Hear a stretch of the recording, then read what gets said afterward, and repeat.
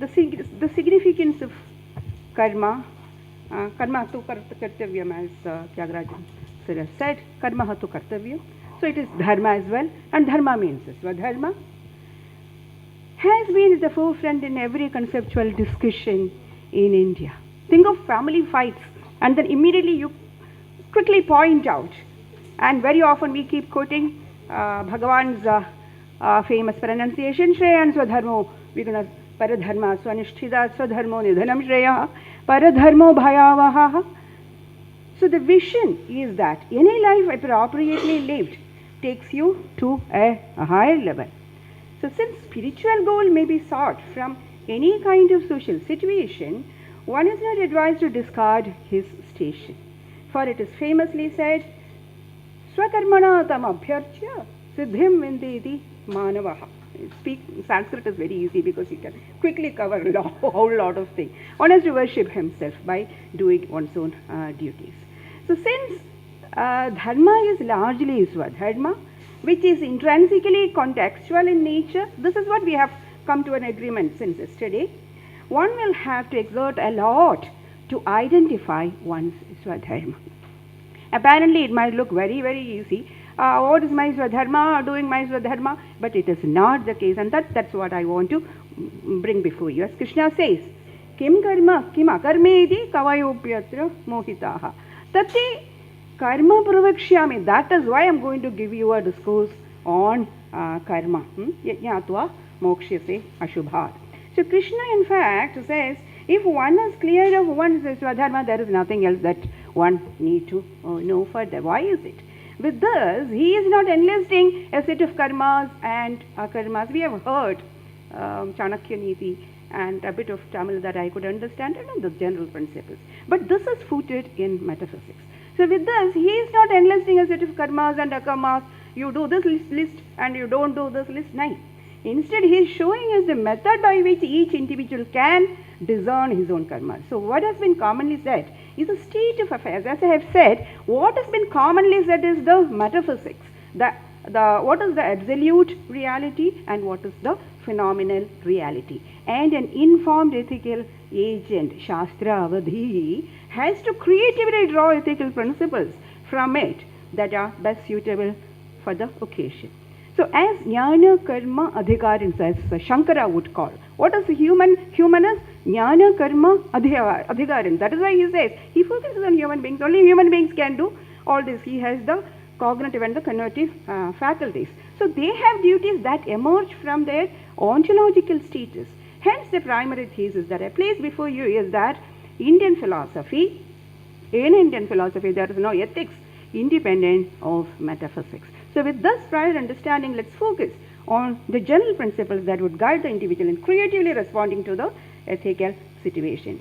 Now these two requirements that I have set, to have the Shastra Avadhi, Shastra Jnanam on one, and responding to the empirical situations in terms of it creatively, they are not easy to come by. For as Krishna says, Gahana Karmana Gatihi. So why is it that the Gati of the Karma is so Gahana? What makes it so intricate that we find it difficult to discern our Swadharma from Paradharma? The reason is simple. To know Swadharma, you need to know three things: the nature of the absolute reality, the nature of the phenomenal self, and the ability to creatively respond to the situational challenges. In effect, a Karma Yogi should far exceed a Jnana Yogi in both the faculties, that is the cognitive and the cognitive faculties. The beauty of the Gita is that it synthesizes the metaphysics. Yesterday in Srini's paper we will see how he synthesizes the metaphysics and its application. I don't want to call it ethics because it's not ethics per se. It's metaphysics itself as one single unit interconnected. His synthesizing ability is amazing. No theory stands distinct and isolated in Gita. They together form a web of theories, all leading to praxis. In the 16th chapter, I am repeating, Tasmat Shastram Pramanam de Karya Akarya Vyavastado Jnatva Shastra Vidhanuktam Karma Kartimiharhasi. So these karmas, as they are called, are to be performed in such a fashion as it fulfills the individual well-being and at the same time the well-being of the world at large. So this is the paradox that we are brought to. How is it that one can perform a karma which brings individual well-being and at the same time the well-being of the other? So this is a famous enigma, the famous theory in ethics, which says that the self-interest invariably counters the interest of the other. Hence, a conflict between these two is sure to emerge. So if you take care of self-interest, by rule, you fail to take care of others' interest. Now, this is one. On the other, there is also the fact that the performance of by performance of karma, what happens spiritually is that you're pouring oil into the burning fire, because as you are doing karmas, again you acquire vasanas, and you are ever tied to the cycle, praditya samutpada chakra, as Buddha would say. So hence this route of action is not really good for the well-being, spiritual well-being of the agents. So these are the two problems that we are going to confront when you promote karma theory. Let's see how Lord resolves this.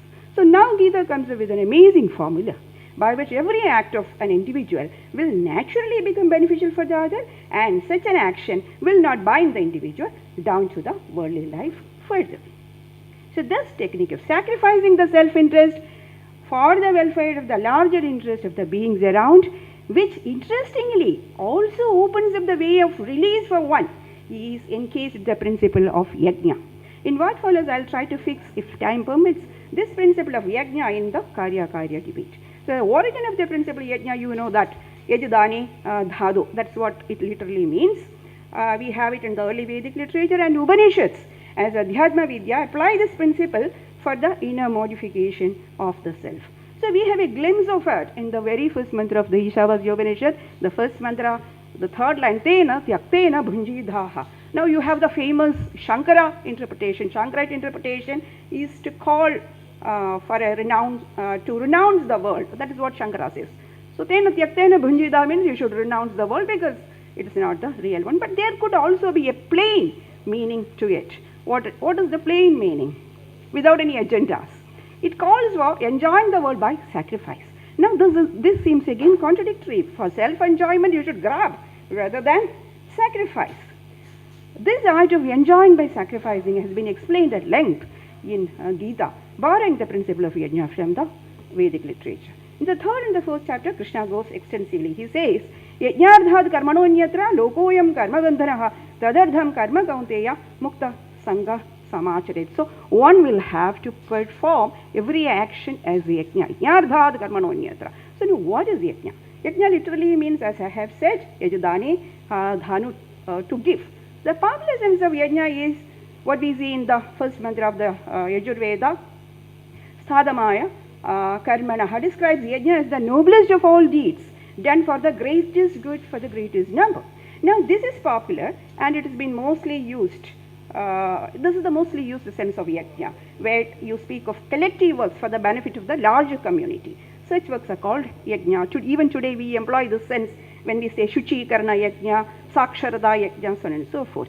Also, but when we come to the sacred literature, you have Yajna, by which an ordinary man envisions a sacrificial pyre and offerings made ahuti in it. But remember, this is just one form of Yajna, the gross form. The fires, the sacrificial pedestal, and also the offerings can take different forms.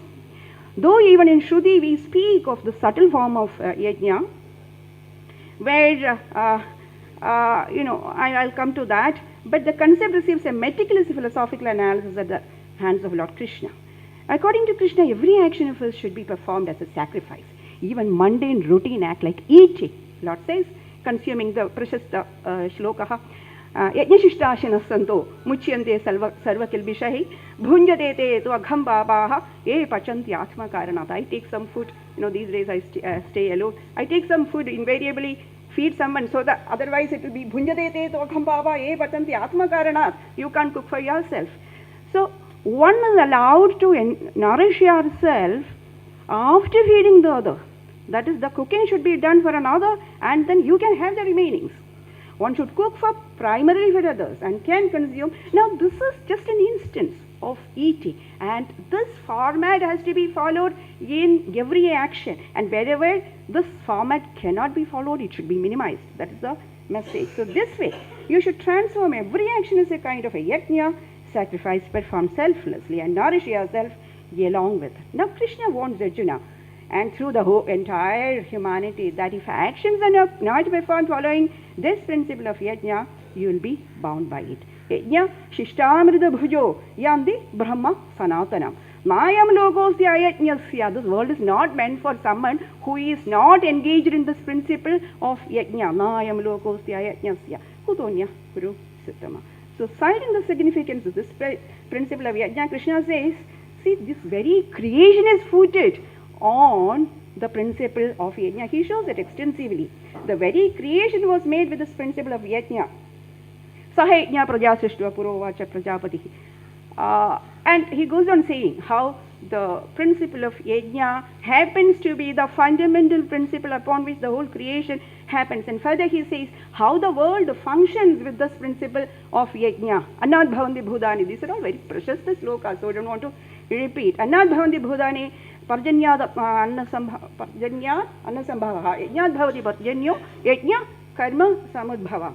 Anna happens to be from the parjanya from the yajna. So therefore yajna is the and we beings have been nourished by the food. So yajna happens to be the very foundation of the whole process of the world. And he says karma brahmodbhavam vidhi brahmakshara samudbhava. So even the absolute has been placed on the functional mode, even the absolute has been placed on the principle of yajna. Evam pravartidam chakram ma anuvarti yadi hayaha. Who doesn't follow this principle of this principle of yajna, mokham pardhasa jivadi. He is leading a very wasteful life. So in brief, the single principle that supports the very existence of entities in this world is yajna. And everybody will have to give rather than take. So giving is the principle, the fundamental principle, not begetting. So with this we get things clear. There is absolutely no place for one's individual cravings and desires. The principle of yajna reigns supreme and one will have to lead a life subservient. How much of time? So indeed every act of one should be converted as an yajna. So with this it becomes clear how the principle of yajna evades the basic conflict between the interest of the self and the other. By the performance of all this Bhuda yajna, Manusha yajna, Deva yajna and all that, these are the routine things. The call is to convert every act as an yajna. So the yajnas performed for the well-being of others are in fact, so the formula is very simple. When you perform mundane action, the material benefit is for the other and the spiritual benefit is for yourself. This is the formula, the simple formula. And as mentioned earlier, the principle of yajna goes subtle when it, and as it goes subtle, the more beneficial it is. And then he says there could be varieties of yajna, dravya yajna, tapo yajna, prana yajna, and the yoga yajna. And then he culminates with jnana yajna, and he says that jnana yajna is the perfect. And also he speaks about, in Gita itself, he speaks about how the Vishayan should be done ahuti into the senses into the restraint with the sensual as well as the motor organs. So this ascent towards the jnana path has to be done along with the performance. And this essential selflessness has to be the driving motive. I'll wind it. The beauty of this principle of yajna is that you naturally take care of the well-being of the other and the world at large. Note that the nature has been described in a different color in Indian philosophy. Nature is a co-partner in your spiritual progress, and in Indian thought, nature is not just dumb matter. It's a participant, and there is a teleological principle that is functioning. Nature has an order, it has a design, and then the best you attune. See, I have already told you that it has been footed on the principle of yajna, and you will have to tune yourself, your life, your ways of functioning, your aspirations, tune with how the nature functions, and that is how you would attain the best of your goals, you will have to tally in time, in congruence with the functioning of the nature, and all the rituals that we have are meant to get oneself tuned with this high. We all have to let us bring back speculation into our fold, and let there be philosophers who speculate on what is the design of nature, so that they can envision her plans and how she performs Yajna in terms of the larger community, so that you can also fall in place. Thank you very much. Thank you very much for a wonderful presentation. Actually, we have been talking about Karya from different perspectives. Parveen Sultana has done a beautiful presentation by showing how it could be seen from the supreme point of view. And you have shown that very nicely, that Karya is a Yajna. This is a new mode of approach. And you have also stated that in this approach, all our actions are for the well-being of the other, that is the material side, and the spiritual side will come back to you. This is a very beautiful presentation, approach. But what I would like to know from you is there any action which can directly bring me the result instead of sharing it with others? You get my point. That is, when you say that all our actions that are performed, the material side, we are doing it for the well-being of the other. The other is involved. And the spiritual side will be for my own sake. But is there any action that which we perform can bring the result to me directly instead of involving the other? Of course, as you said that the other is not the other is you. But is there any other way of looking at the action which can bring the benefit directly to the one's own self?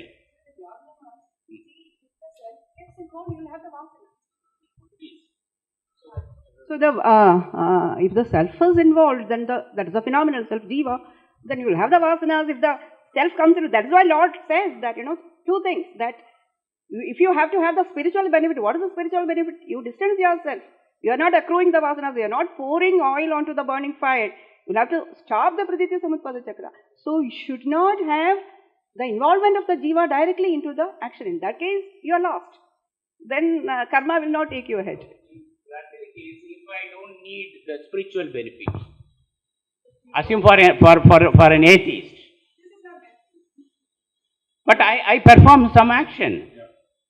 But when I perform that action, if I am not interested, if I am if I am not a spiritualist, I don't want the benefit. So what? I have this is one of the reasons maybe we have this Chatushpad Dharma, where you have Dharmecha, Arthecha, Kamecha, Mokshecha. Now Dharmecha is also to govern, because your wish may be in conflict with somebody else. So then how do we follow this? What do we do?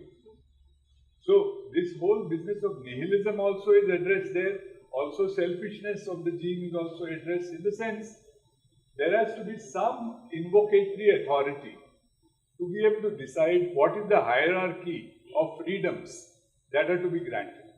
So that is why the public context is always important. And this solipsism can be ultimately destructive, but it is not bad if you, it is not. It is also non-normative in one sense. I think we can talk about this at later length. Yeah.